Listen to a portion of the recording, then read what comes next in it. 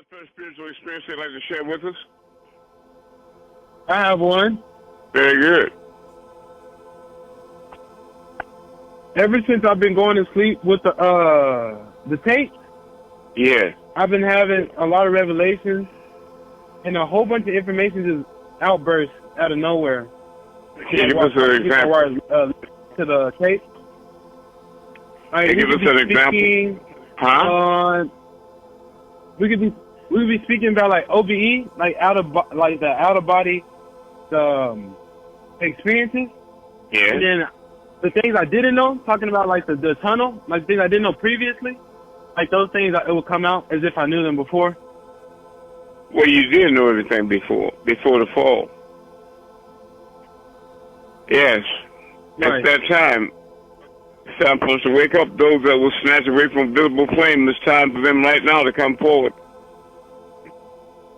Give you all the factoid. Nature is arranged so that as far as albinism, when you see that albino at the end of the strain, that's a genetic marker that their time is up. I don't care if it's a white roach or albino person or a white person. That means their time is up. You're going to start seeing them fade away just like they disappearing right now faster than they're being born. But understand, you all melanites have to purify your melanin, raise your vibrations, and come out of it. Stay away from disagreeable beings. Because you'll set your tone and vibration on the wrong frequency. And you'll be left behind and trapped within. All right, next experience. Or that first question. June, go ahead and share what it is you're going to share. I have a question. Okay. My question was, when the 144,000 go up for a day, will there still be beings on the earth? Yes. Yes, there'll still be beings on the earth. Many of them will be taking care of business, working jobs, going to gas stations, but things will be changed, drastically changed. Like in the medicine field, you find that there'll be a lot of spiritual healing, magnetic surgeries, and things like that. But they have to gradually start cleaning up the waterways and cleaning up the earth. The thing people have to do is drop all their spiritual baggage. Might sound difficult, but you have to stop hating people, wanting revenge. Sound familiar? It's like Donald Trump. Are you all getting my post, Ivy? Did you get your post? Yes, sir, I did. From me? On Facebook. Okay, but you didn't get it in your email like you always do? No, sir. Oh, that's not good, because a lot of people, all my email addresses got scrambled up, so I'm sorry. I'm gonna have to work. It's gonna take a long time to get this stuff back straight, but I love y'all. All right, who is that next question?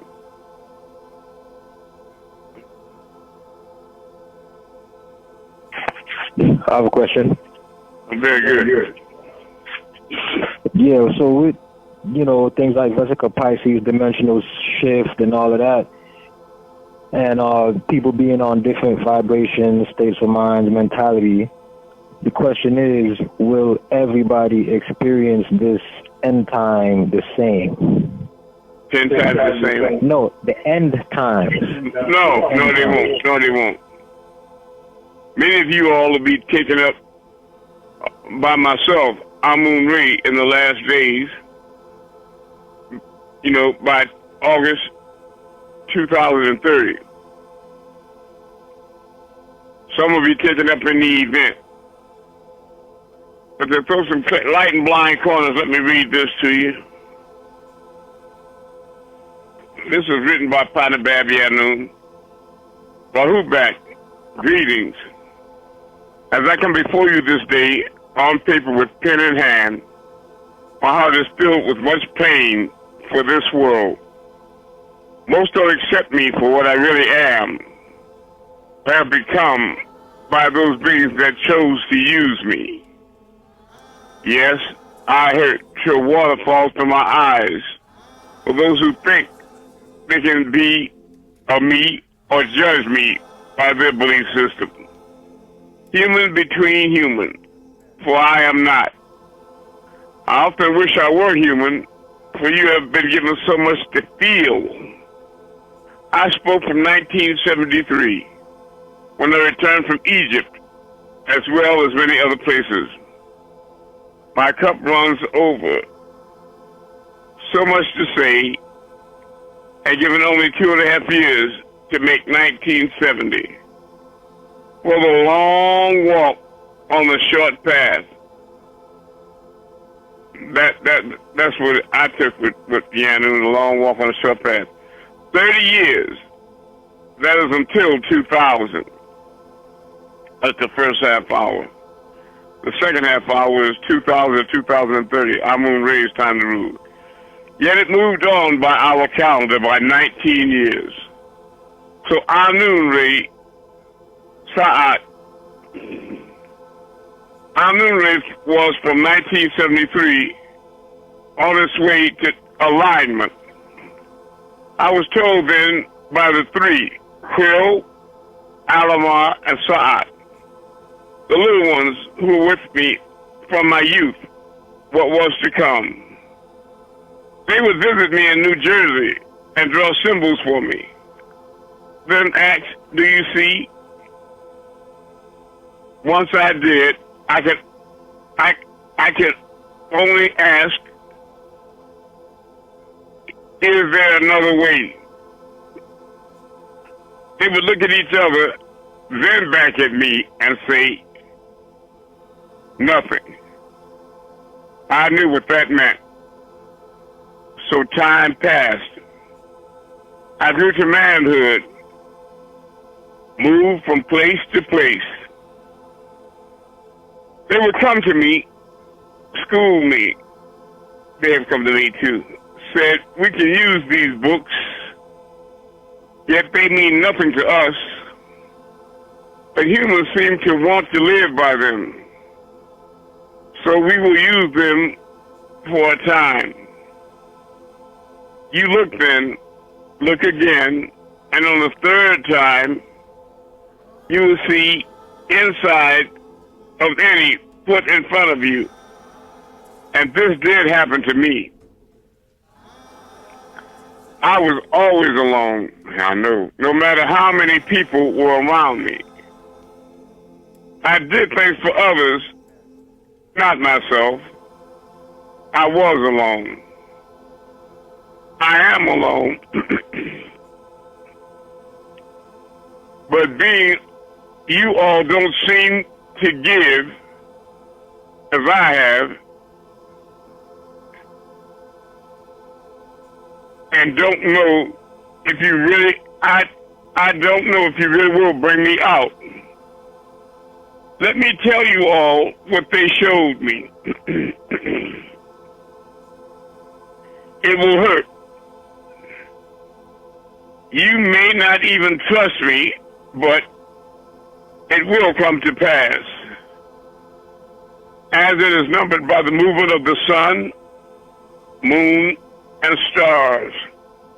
Tell you something, a verse out the Bible that says, unleash the bands of the lion and play these. Who's able to do these things? I am. You see me do it every class night. Go back, 1973.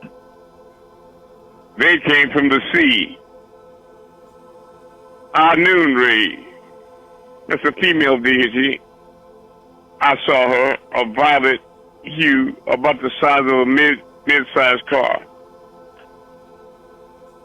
And on 19, that's my number, or as it comes out, and half years, you come to 1993 at Amun-Rayay.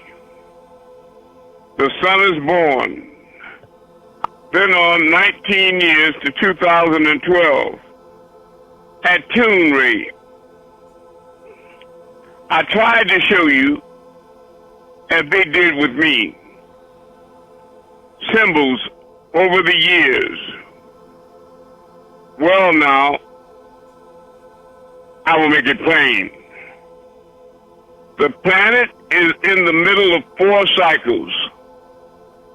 South movement, Amun, East movement, Atum, North movement, Atum, and West movement, Amun. We have the alignment coming. We are now moving between 1973 and 1993, moving on to 2012. You may ask, what does this mean? The planet is on a 23-degree axis tilted.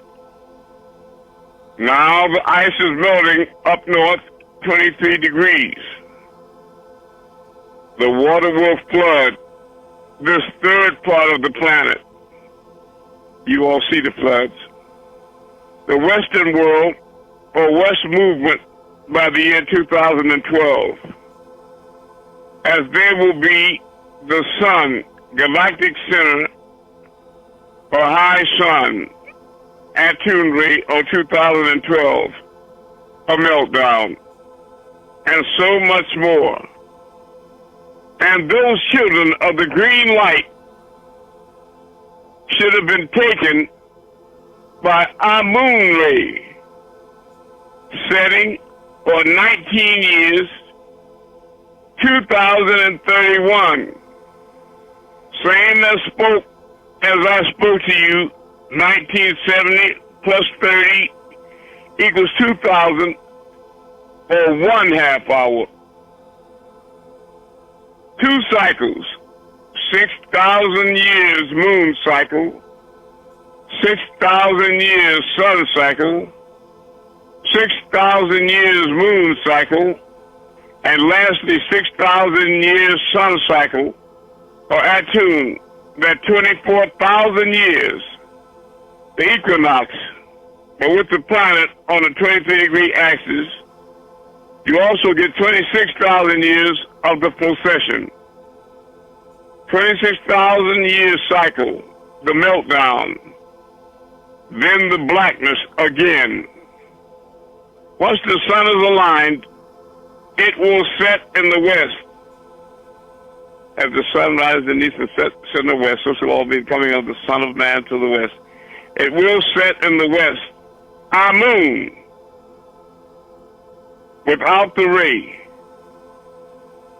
the world will become blackness. The black sun again, deep, Amun. They showed me the end. I asked, is there another way? They looked at each other, then back at me. I knew what that meant. All right. Next question.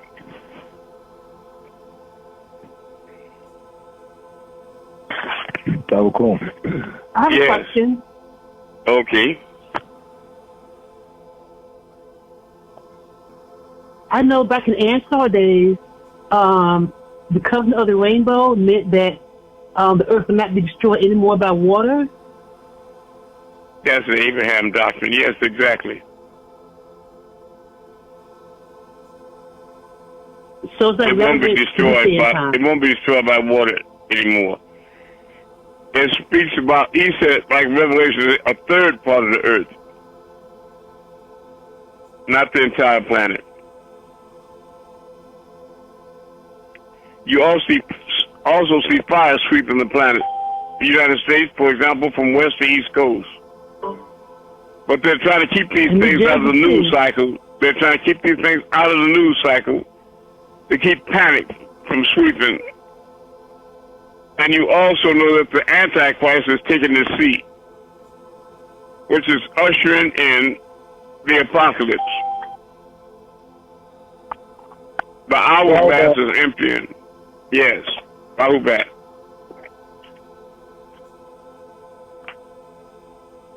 All right.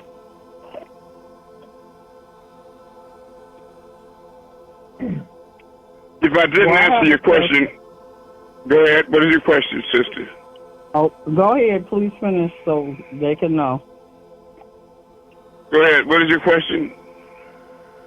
My question was about the black hole sun.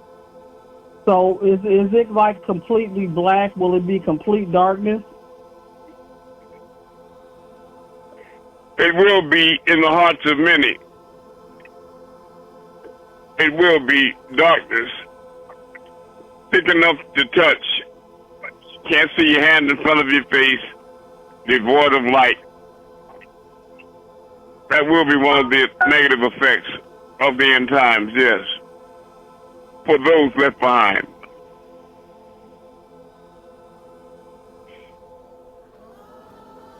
Roll back. So if they're anticipating having a party, they need to throw that out their mind.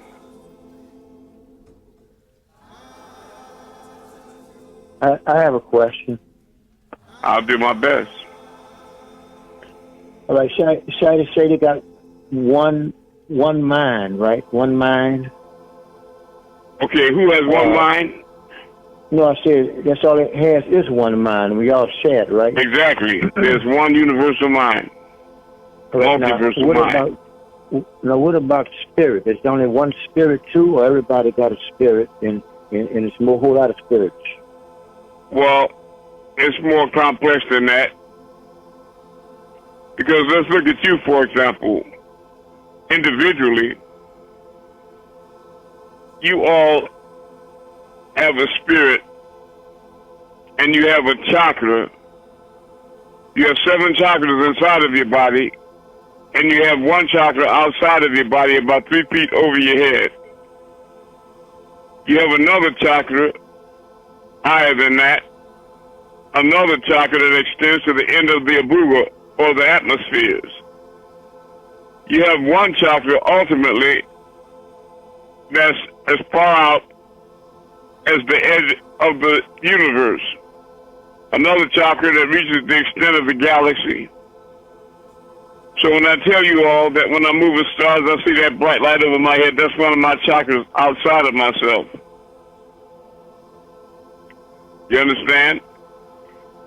So, in the ship downward, when many fell from grace, they were dropping down in lights like an elevator. I'm merely here to be a spiritual guide, to help you all find your way back home to your long home. For the re-raising of the elect few to 144,000. A lot of time has passed and a lot of things have changed. And the evil one has confused many. For example,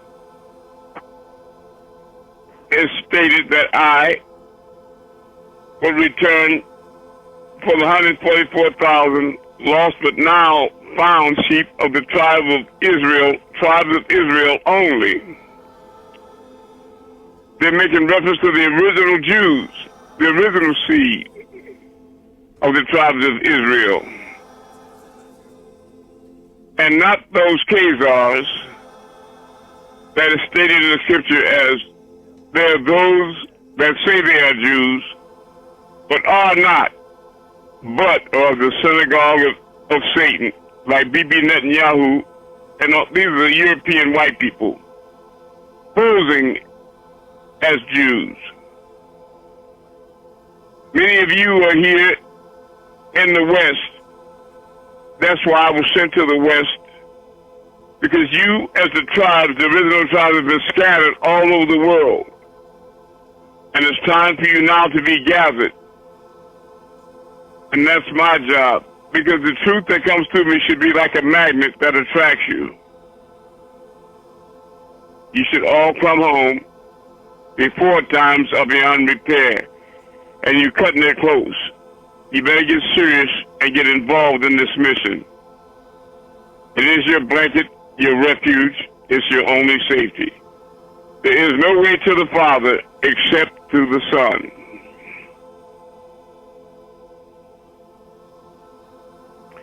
Now, I know that narrows it for a lot of people, and they feel like wearing shoes 3 sizes too small, and they're uncomfortable with that concept.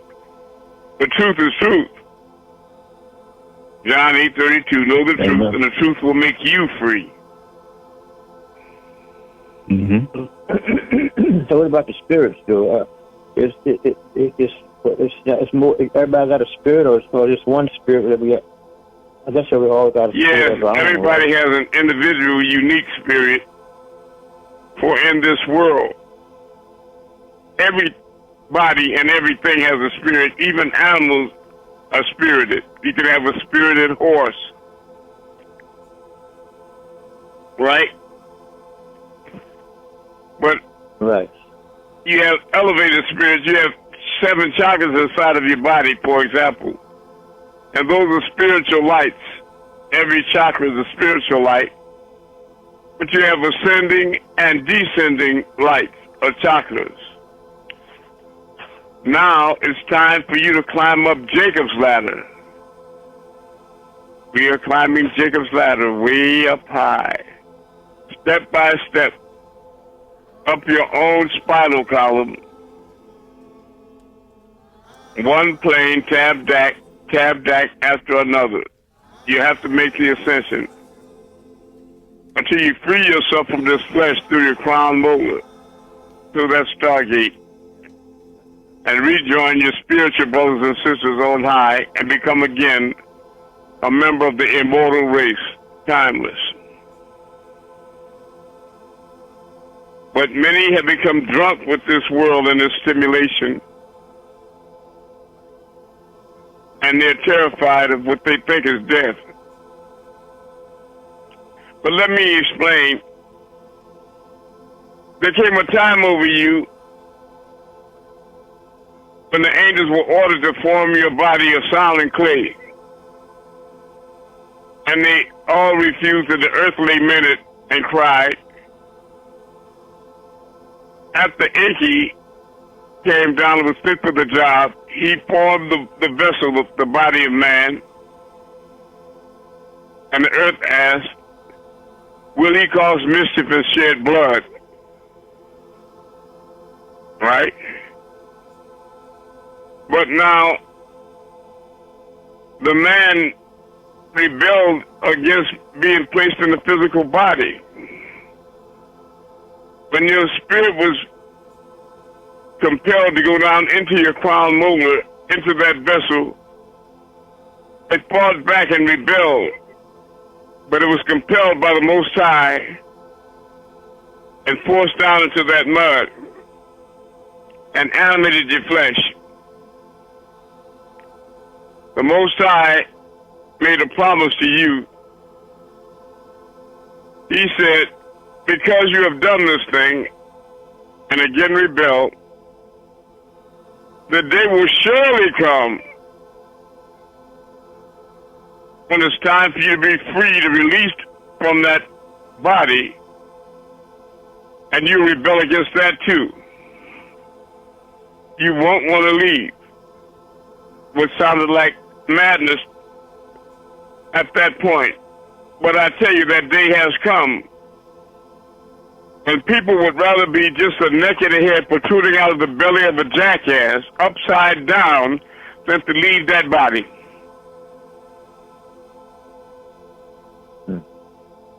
Yeah.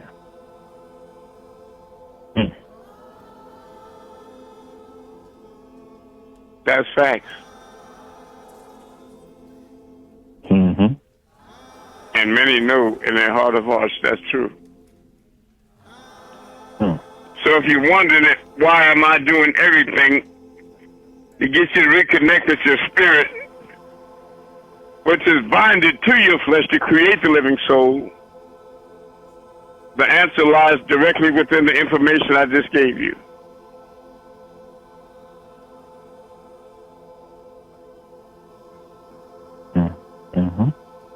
That day is here. You don't want to leave it.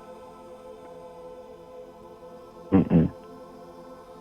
But I contend there are many rebellious spirits because the day, not too long ago, you didn't want to go in there. Mm-hmm. It seems that you all are rebellious spirits. And you don't want to obey. You don't want to be told. You don't want to obey. You don't want to submit to the truth. That will be your hell.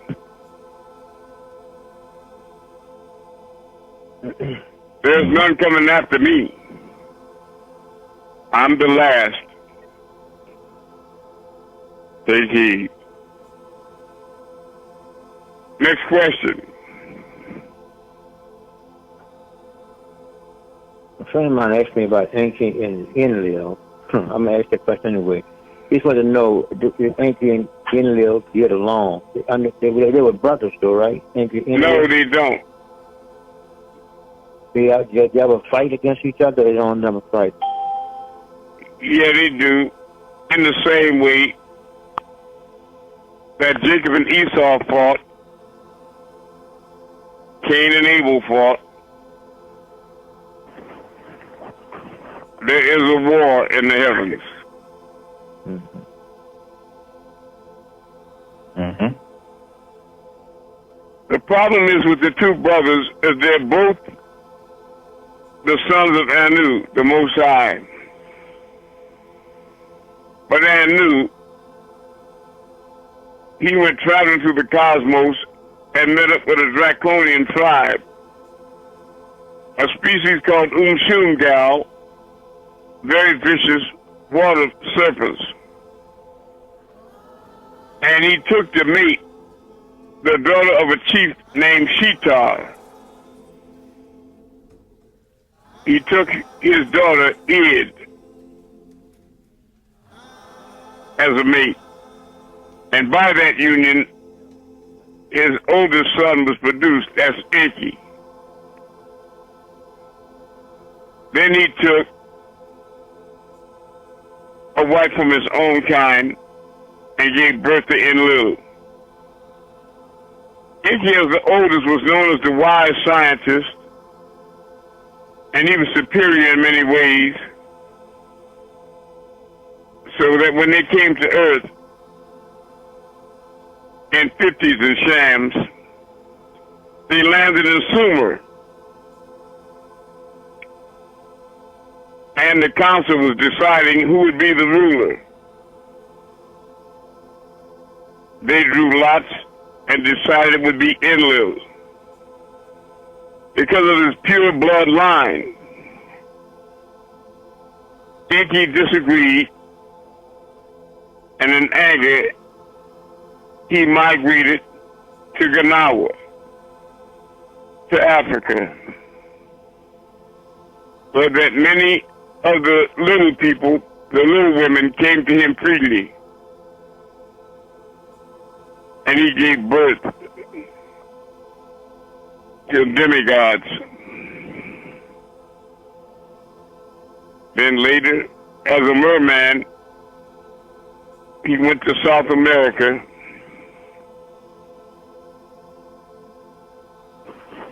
and his uncle Alelu was there as Quetzalcoatl, the feathered serpent.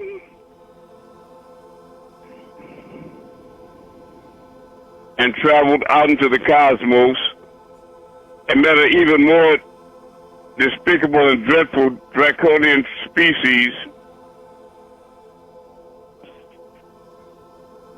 and coupled with the female, and Iggy gave birth to a son, Murdoch. Now, his father being half reptilian, that consummated a union with this really ugly draconian female. But that's where the disagreement started. It was about rulership. Enki was given rulership of the earth. The Lord Enki is ruler of the earth. And Enlil was given rulership of the skies. The Lil, the skies. Yes, this disagreement has been going on a long time, and it's playing out in many forms. Just like the wars you see outside of yourself in the rumors of wars, the struggles in politics, all of these wars are going on inside of you and being reflected outside of you as your reality. So in essence, you have control over who wins and who loses. It depends on if you're strong enough, if your will is strong enough to overcome the negative and evil inside of yourself.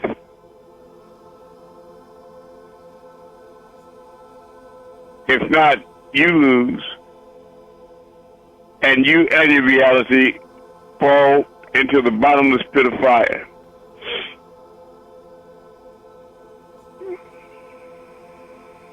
Next question. Is it a physical lake of fire, or is it a spiritual lake of fire? It's a spiritual fire that's much hotter than a physical fire.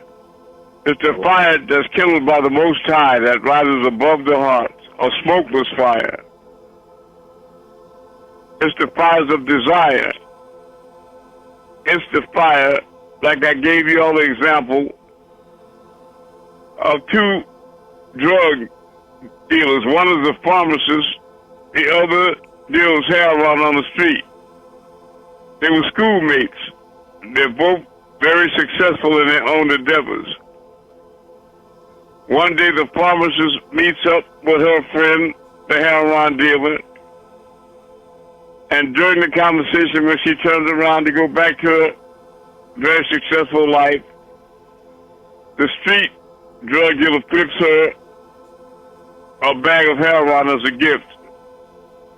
She snorts it to show that she's hip, and she's stimulated and immediately becomes high. And she returns back to her car. Imagine that her feet are not even touching the ground. Elation, bliss. She doesn't see her friend for quite a while, but one day while driving, fate would have it as she runs across her again, stops, the same conversation issues. Hey, girl, how you been? Is that the other, what have you? So when she departs, her friend flips her another bag, and she feels the same euphoria on the way back to the car. But true to its nature, the third time they meet, after the conversation, she walks off, and there's no call from her friend at all. So she turned around and asked her curiously, "What's happening, no bag this time?"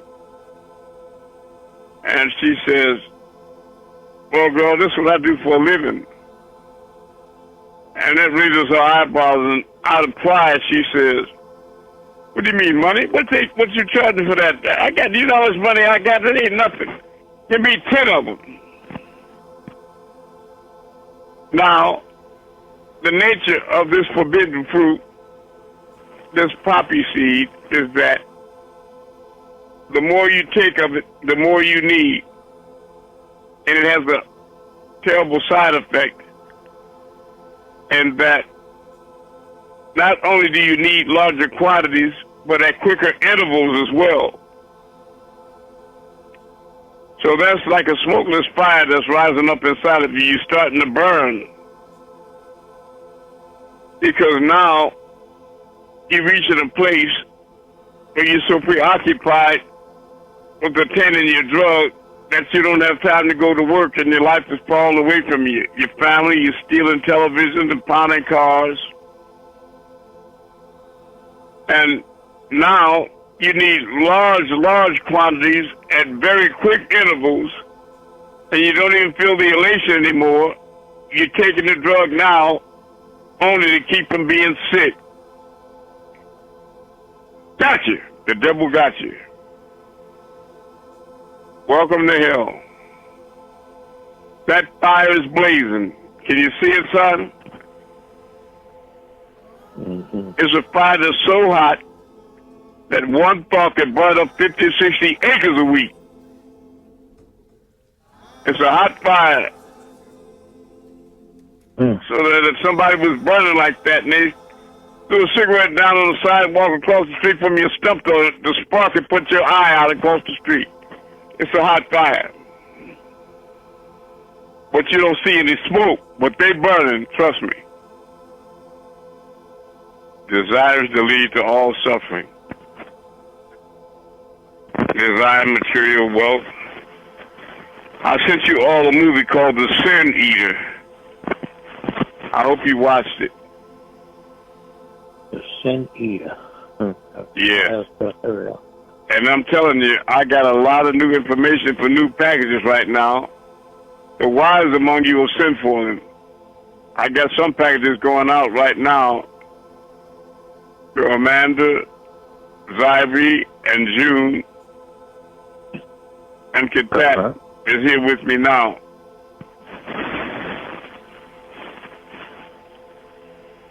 All right, June, go ahead and add what you're going to add to the class. Okay. Can you hear me? Loud and clear? Yes. All right. Well, that family. So I want to go into the holy tablets. So if y'all got your PDF or your hardback or your softback. Just tell us where to go. Let me get my tablet. Please. Okay. So tell everybody where to go. Okay, we're going into chapter 7, the living soul. And we're going to start off at tablet 33. And in the hardback, that's page 772. But I tell you what you can do. Go ahead and read it to us. Okay. All right. Tablet 33, fear. 19 times 1 equals 19. Lo, my child. Fear is the most debilitating emotion. The student must always be willing to risk everything, including his or her very life, in the quest for spiritual perfection. That's right. Timidity makes one absolutely unfearful to become a deity. A criminal who is fearless and totally indifferent and unattached to his or her body is more fit for becoming a deity than a nervous, overcautious person. His or her energies only needs to be rechanneled. Fear is a product of imagination, but nonetheless, it assumes real forms, and it can be troublesome in a variety of ways. Fear manifests in many shapes, such as fear of death, fear of dis-ease, fear of solitude, and fear of company. Taking hold of the mind, imagination works havoc and makes one prey to all sorts of fear. Fear of public criticism especially stands in the way of a person striving for righteousness, especially in the pressing face of persecution. One must stick to his or her convictions.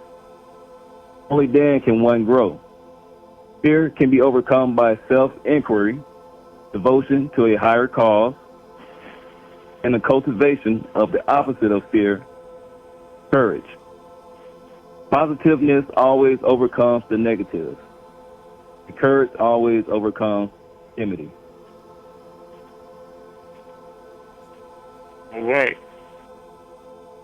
Very good.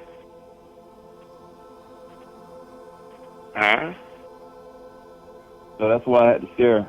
So I read that to say, on this walk, those of us that are really putting ourselves into this mission, you're spreading the good news around the world. There's a sense of fear there, but when you're standing on your square and you're planting yourself firm and then, devoted to the higher cause, that fear dissipates. That's right. You know, it literally disappears. Or it's redirected.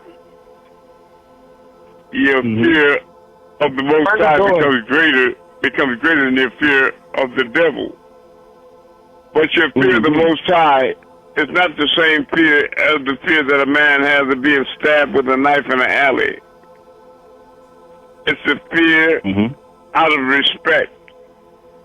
Taqwa'ullah is the type of fear we're speaking about. Taqwa'ullah is the fear that a child has of being caught by his father smoking cigarettes or caught by his mother cursing. A fear out of reverence. Not the kind of earthly fear you have from having a disease or being shot. That's right. And thank you. Kat, you wanted to share something with us?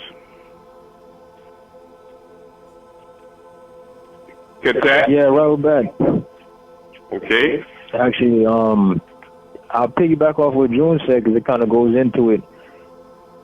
You know, for instance, I'm always talking with friends, family, and they come with these irrational, irrelevant fears sometimes, and they reference movies and TV shows, and I'm always the one trying to tell them, like, listen, I'll never be the one to say I'm not scared of anything out here, but I know there's ultimately nothing to fear. That's right.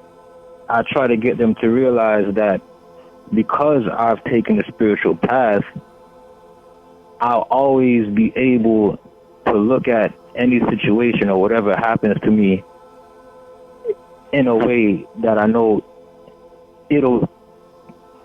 everything for a reason. You know, even if I don't see the reason right now, it might be beneficial down the road.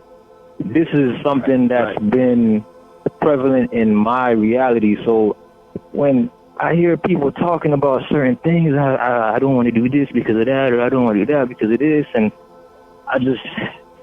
I get a little frustrated with people sometimes because I see how the world has people in this grip fear, and they just don't know how to get out of it. And I've realized the best way out of it is a spiritual path. So yeah, so that's something that came to mind when you were reading that. But what I really was gonna say from earlier was actually not that long ago I was watching a music video, and ironically, some synchronicity. It was Nas. You know, he's a real conscious guy or whatever, but he said that your what did he say? Your capabilities are only limited by your own mentality. Something like that. Don't be your own opponent, or you are your own opponent. Right? So the meaning of that to me is you're only limited by the heights of your own imagination. Something that I've been reintroduced to since I've been here with Amun is the practice of controlling your reality, your immediate reality, mentally. And because of this practice, is something that I've actually been doing such things since I was a youth, but now having the actual guidance and substance to put behind it.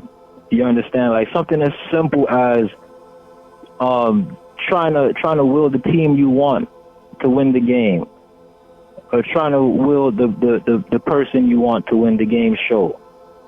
Simple practices like that can translate into your immediate reality simply because of you opening your imagination to that. Hence us moving stars and things like that. So for a group like us who can do things like move stars, the sky should be the limit. All right? And with that alone should chip away at some of that fear that comes along with being in this world. That's right. Because what does it take to move a star? You understand? You have to be a different type of being. You have to have a different type of mentality than most of the people out here. So we should not be acting like most of the people out here. Not saying we should all be out here acting big, bold, and bad, no. But let go of these irrational fears.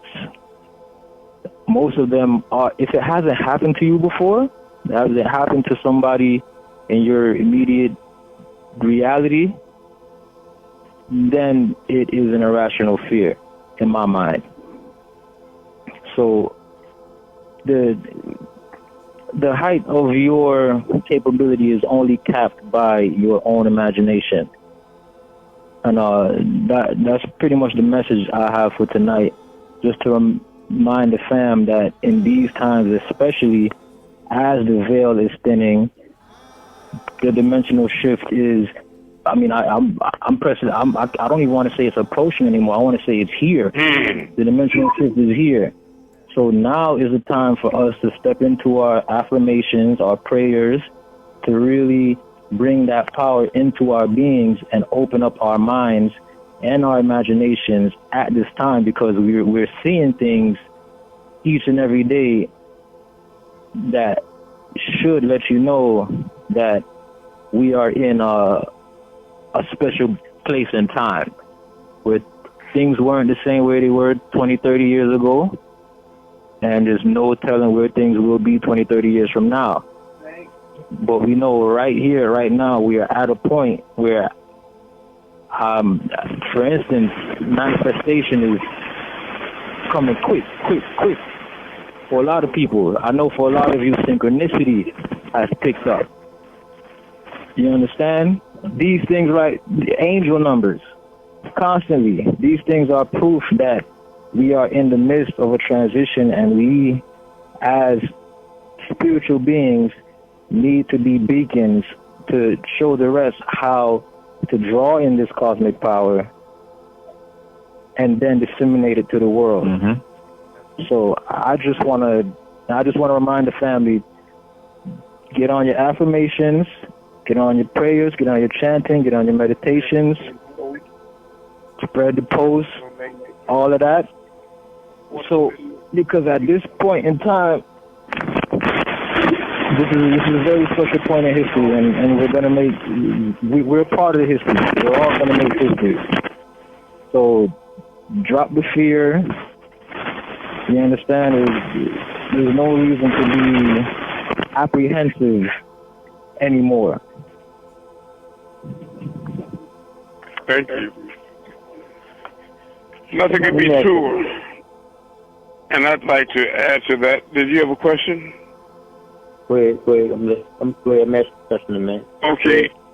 Chapter 7, The Living Soul, Tablet 18, verse 65.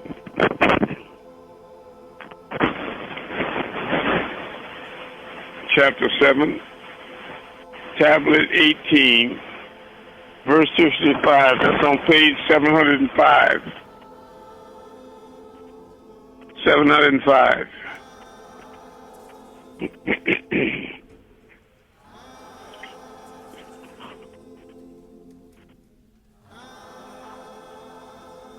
All right, I'm about to start. Page 705, verse 65. Remember, Enosite, Anu is himself. If he wills, he can destroy this entire galaxy in a moment. And if he wills, recreate it in an instant. Nothing is too difficult for him. Well, this has already happened. An individual should observe and stand awed by the many wonders that Anu has fashioned, and because the Elohim was procreated. he or she has to acknowledge their Elohim's greatness. An Enocyte has to submit to the supremacy of the ones who procreated them. Final analysis. Sir Isaac Newton, the British scientist, once had a skillful mechanic who made him a miniature replica of this solar system, with the balls representing the planets geared together by cogs and belts so as to move in harmony when cranked. Later, Newton was visited by a scientist friend who did not believe in the all. Their conversation is related in the Minnesota Technology. One day, as Newton sat reading in his study with his mechanism on a large table near him, his infidel friend stepped in. Scientist that he or she was, he or she recognized at a glance what was before him. Stepping up to it, he or she slowly turned the crank, and with undisguised admiration, watched the heavenly bodies all move in their relative speed in their orbit. Standing off a few feet, he or she exclaimed, "My, what an exquisite thing this is! Who made it?" Without looking up from his book, Newton answered, "Nobody."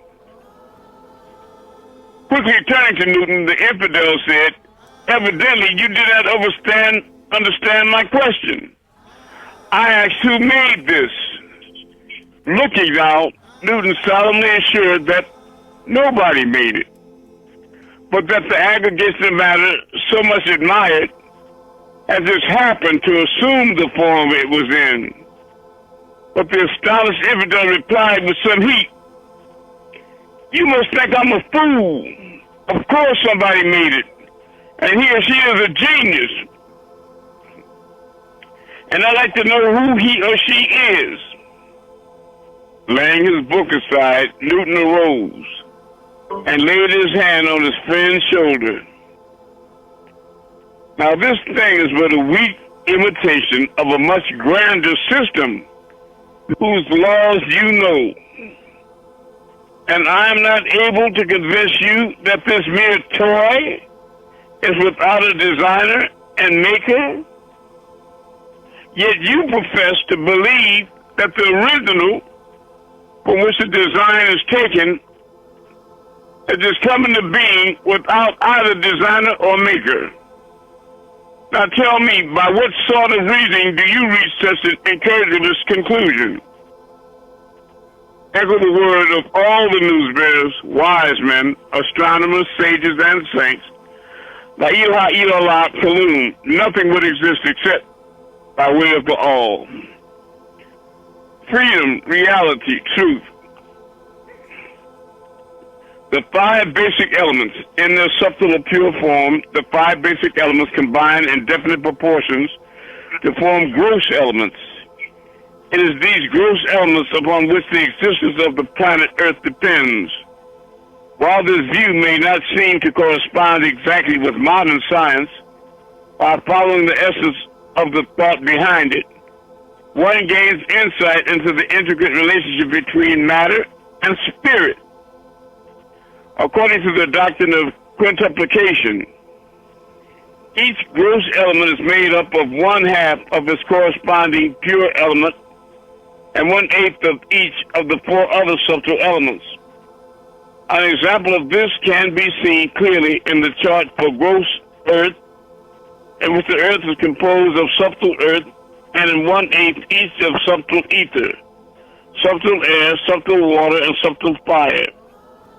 It can be seen that each element, when quintuplicated, is not pure, but contains a portion of each of the other elements. Each quintuplicated element produces a special effect according to its preeminence. Each contains qualities of the others and has a particular function in nature and in insight. Further, each of these elements has 5 properties. These properties are based upon the interaction of the subtle elements within the gross elements, and total 20 and 5 in number. In order to better understand this, let us examine the properties associated with quintuplicated ether. The 5 properties of ether are grief, desire, anger, delusion, and fear, which are all generated in the ether, which belongs to the space of the heart. Grief is the chief part of ether, for which grieving the body feels like empty space. Desire is fleeting like the wind, therefore it belongs to that part of air found in ether. When anger arises, the body becomes hot.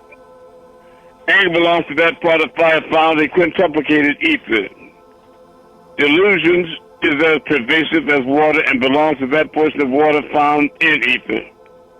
Finally, when we are frozen with fear, the body becomes inanimate and statue-like. Thus, fear belongs to the earth principle. The remaining 20 properties can be understood in a similar manner. Although the emotions are actually attributes of the astral body, they are treated as if they belong to the physical body. But this is where the influences are directly perceptible. Because the emotions belong to the ether portion of the quintuplicated elements, they cannot be the self. They are negated, and identification with them is not possible. Say, I am not these emotions. I am not this body. I am not these actions. I am above, observing, controlling, witnessing. Abandon the idea of I-ness.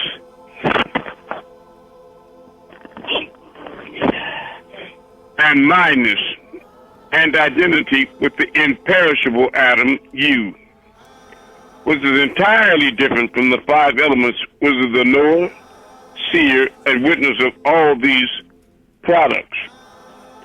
The physical body is reduced to nothing as it is analyzed, and all temporary qualities are removed. It is merely a product of the 5 elements, and there are 25 combinations.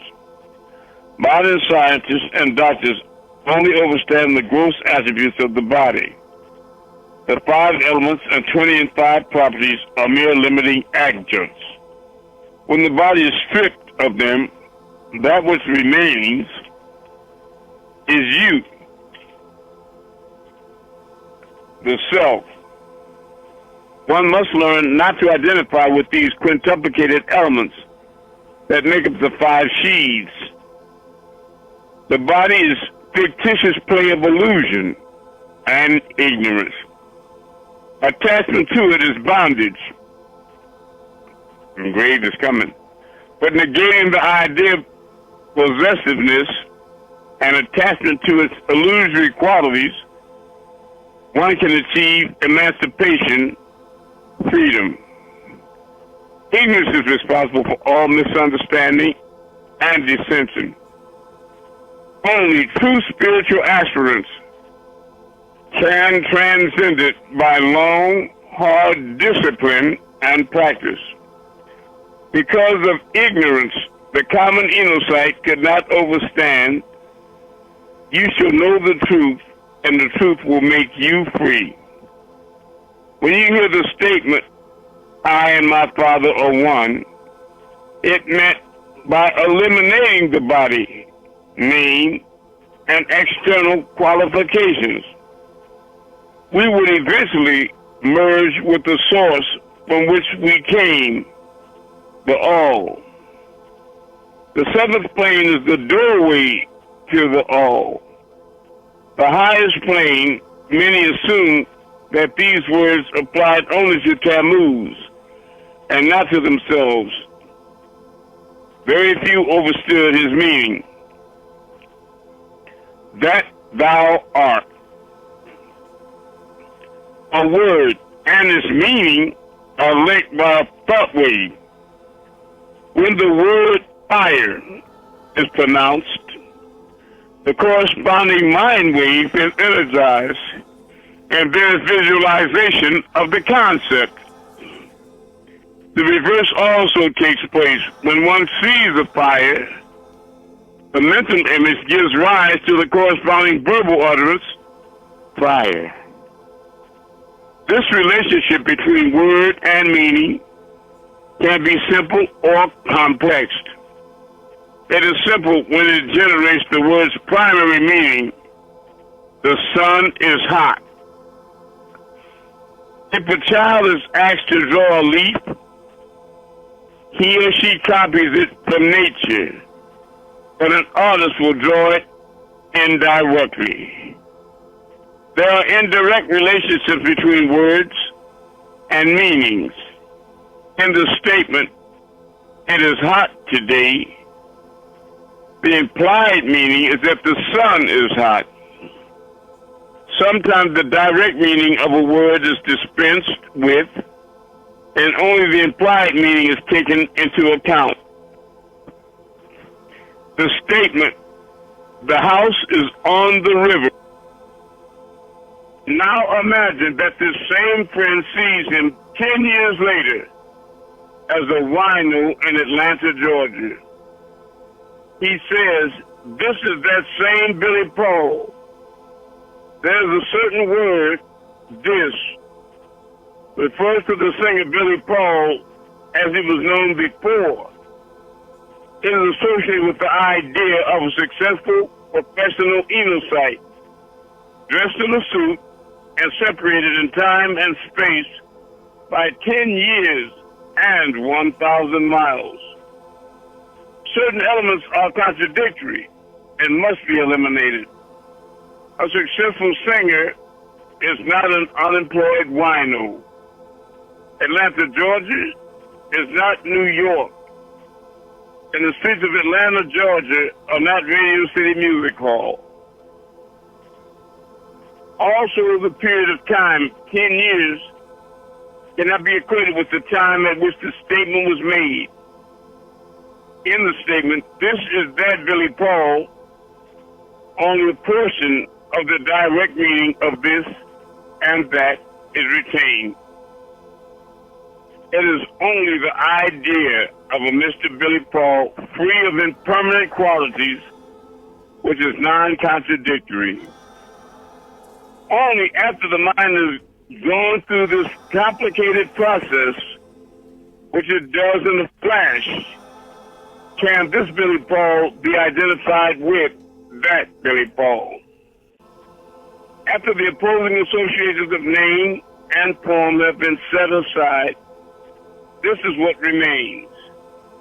Billy Paul, the person common to both, stands as the implied meaning. That thou art can be understood only in light of this kind of reasoning.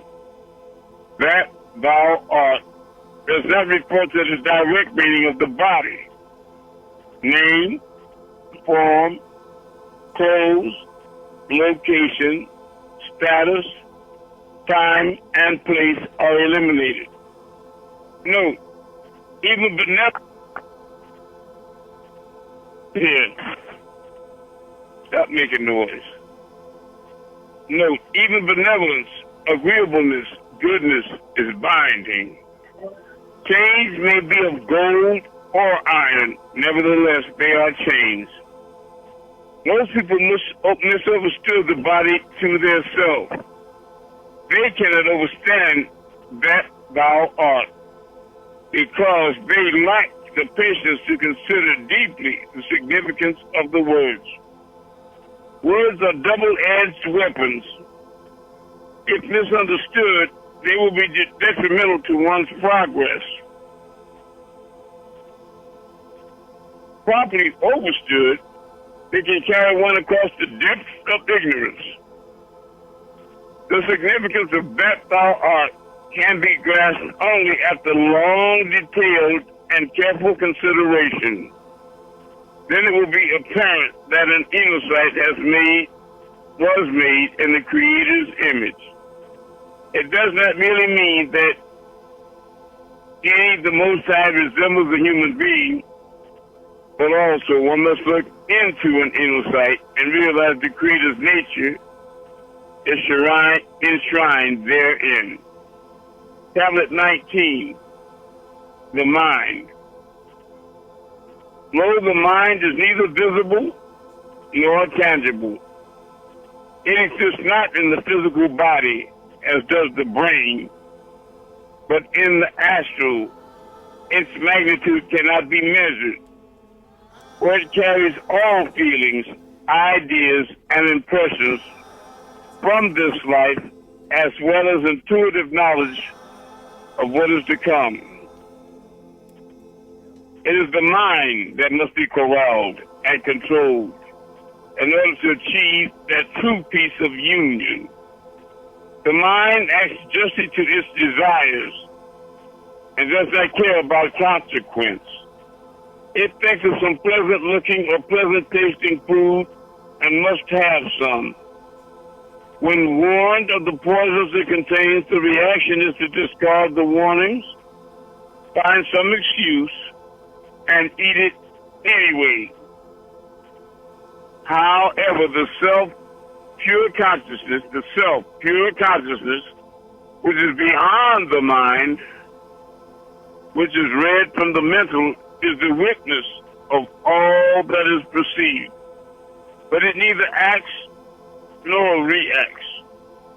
For all action and reaction takes place in the mind, appearing as thought waves.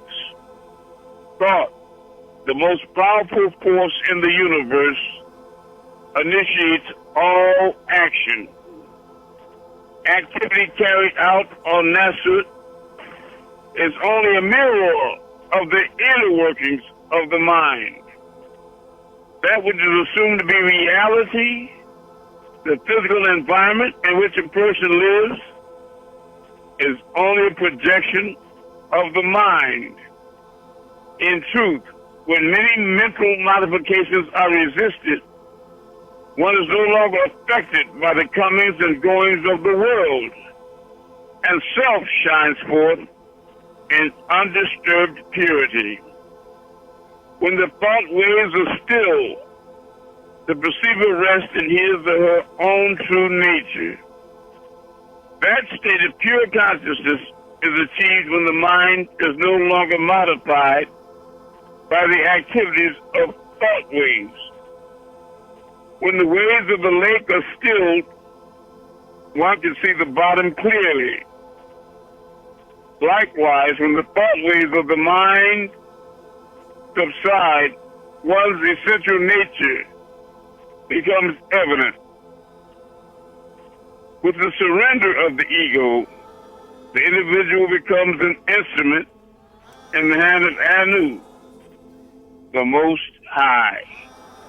He or she takes neither credit nor blame for his or her actions, for Anu does the action. The devotee thinks of nothing but Anu, the Most High. That's right. Anu, the Most High, is his or her constant thought wave and fills every mental space. Control of the mind and annihilation of the ego are the essence of all spiritual disciplines, including emotional ones. Even on an essentially emotional path, the intellect must not be neglected. If it is discarded, one can degenerate into fanaticism. If, on the other hand, it is transcended, the devotee's experiences the highest state of extreme devotional ecstasy. Your motivation should be the simple desire to love to serve Anu, the Most High. Only with this attitude will the ego disappear.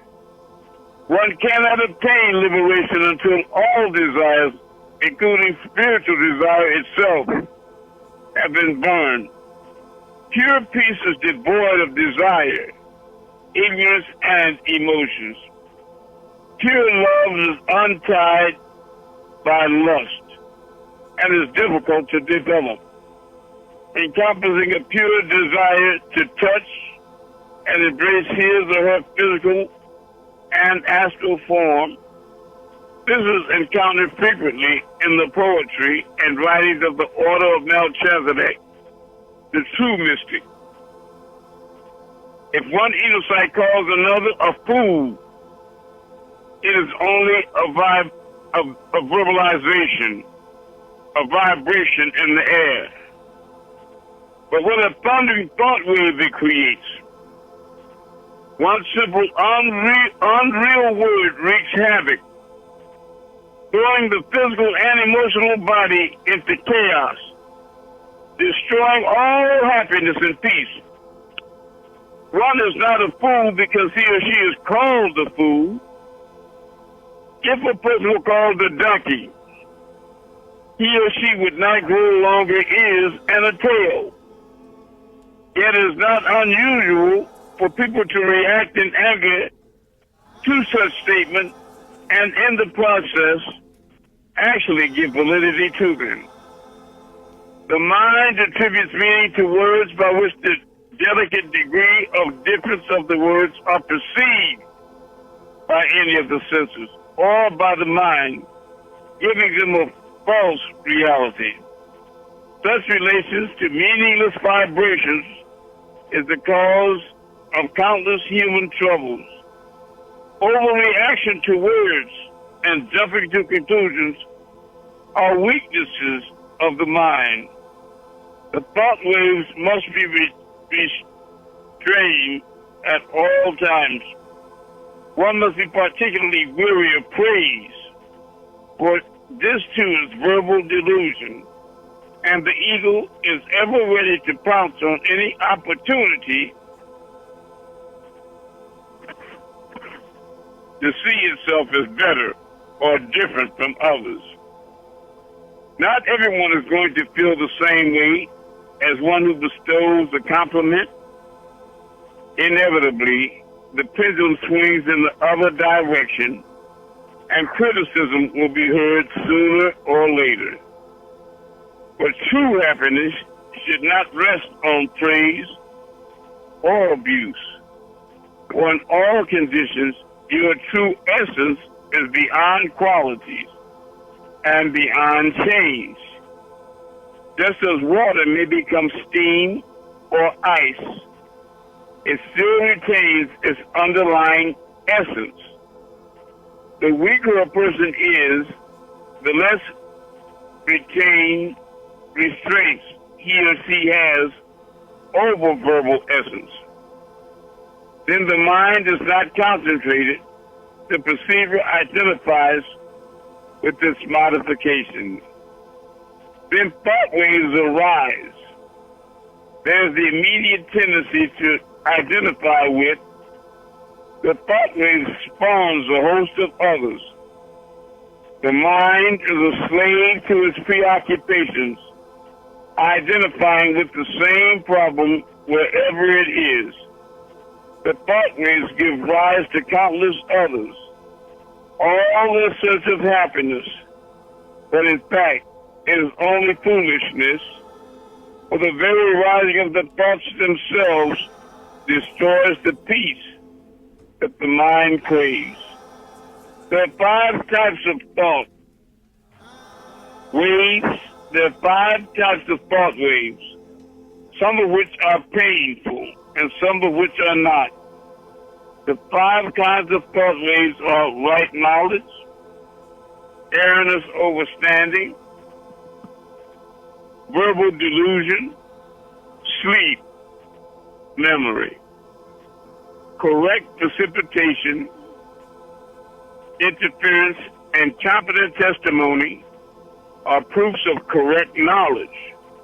Right knowledge, that is knowledge based on facts, can be proven in 3 ways, but none of the proofs may contradict one another. Examine yourself the next time that you are angry or miserable. Reason it out and note the modifications of the mind. Gaining freedom from verbal delusion is essential for that purpose only, because he or she has. This is the wisdom. I am a student of a great teacher. All right, put this in your heart. It is wisdom that I give you.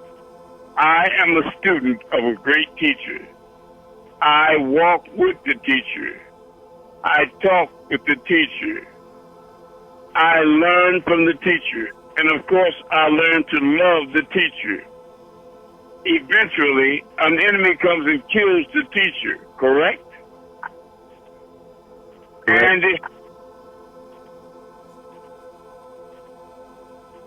forget about yourself, Ash.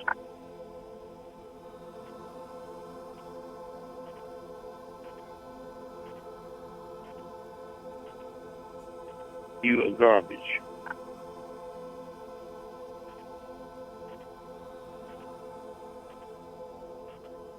Messiah, which chapter from the Holy Tablet is that? That's chapter 7, tablet 19.